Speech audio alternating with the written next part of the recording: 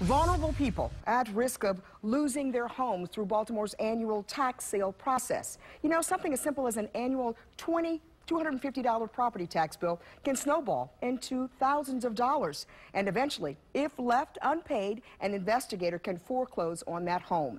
We're bringing back this story with Trang Do tonight as important deadlines are approaching. Trang? Well, Kelly, the tax sale is a way for the city to collect on delinquent accounts. But critics of the process say many people whose properties end up in tax sale are often low-income, elderly, and disabled, unable to navigate the very confusing process. They're calling on the city to be more fair to these homeowners and help keep them in their homes. Edward Mason has been a homeowner for about 7 years now, but he almost lost his home not once but twice.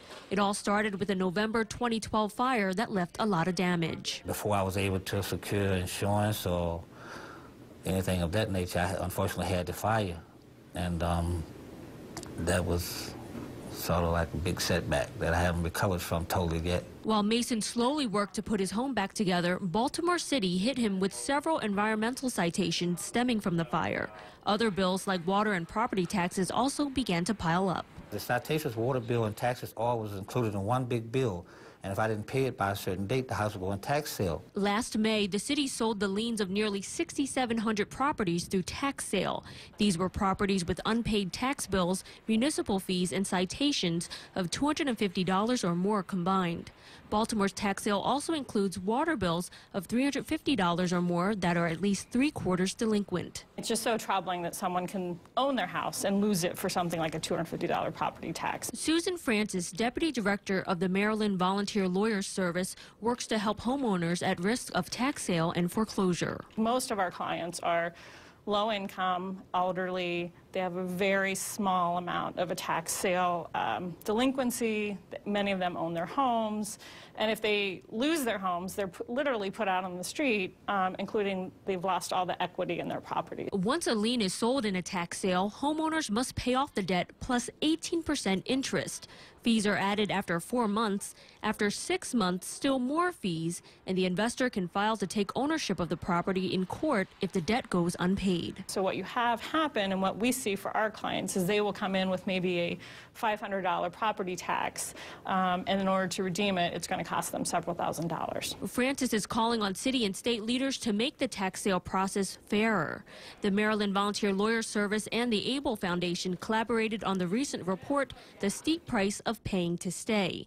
They urge the city to increase the minimum tax sale lien amount to $1,000, lower the redemption interest rate for homeowners, and provide more help and resources to low-income homeowners at risk of tax sale. I live in Baltimore City. I care about the well-being of our city, and so the flip side of that is what happens when we don't save someone's home. It's not only the impact to them, but it's that house in our city that now is going to be sitting vacant. We brought up their concerns to Mayor Stephanie Rawlings Blake, who says she's already working on reforms. We have an ombudsman that will be available to people who are navigating the process. Sometimes the process of the tax sale is complicated and confusing, particularly for our older residents. So this ombudsman will help with that process, and we have the legislative response, which is working to raise that threshold. It took the collective effort of multiple city nonprofits, Mason himself,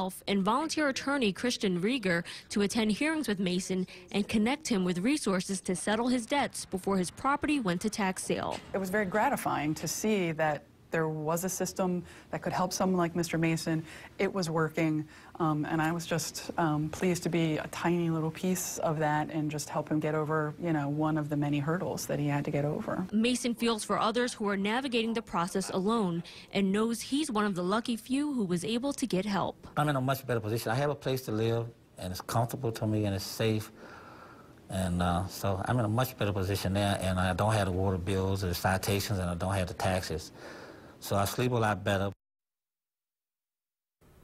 Mayor Stephanie Rawlins-Blake introduced a bill before the General Assembly that would increase the lien threshold amount to $500. Now, that's up from $250, Kelly. And it would also give people more opportunities to redeem their properties after tax sale with lower fees. And meanwhile, the ombudsman that the mayor mentioned to help people going through this process, that role is budgeted starting July 1st. And if your property is on the tax sale list, you should have received a notice in the mail about a month ago, Kelly. And if you haven't, tomorrow you'll be able to check at bidbaltimore.com as well as the Baltimore Sun to see if your property is on that list. Now, if you can get your debt paid off by April 30th, you can get your property off that list. But if you cannot, the tax sale starts on May 18th. So it's important to know that so much help is available for folks out there. Yeah, that's right. A lot of help. The people you saw in there, the Maryland Volunteer Lawyer Service, and so many other agencies available. People just don't know about it, and they just have to reach out and they can get that help. All right. In Focus doing some great work. Thanks a lot, Trang.